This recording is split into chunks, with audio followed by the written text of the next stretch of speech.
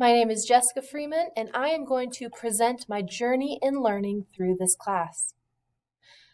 In the beginning, I thought I knew everything that I needed to learn because I had already taken a few educational technology classes and found resources that I really liked. I figured I'd just quickly breeze through this class and use what I'd already learned before to do the assignments. No one should be shocked to find out that I was wrong. Not only did I not just rely on old information when doing assignments, I started looking for new ways to do assignments. I used Adobe Spark, ThinkLink, Canva, and Prezi for the first time to create my assignments and discussion responses. I have taken online classes before where I thought I had to jump through all the hoops and I'd be good.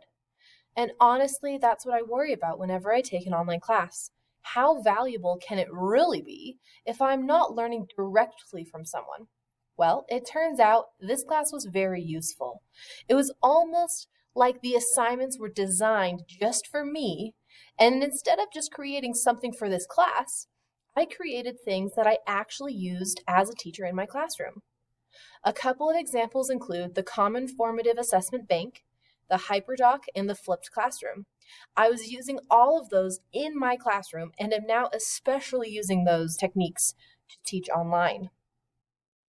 This class was really great for me because it showed me that I don't know everything that I need to know about teaching with technology.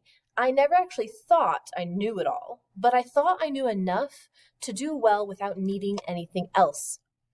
Just because I knew a lot doesn't mean I should stop learning. Technology is always evolving and improving, and my teaching can improve with it. Thank you for a great class.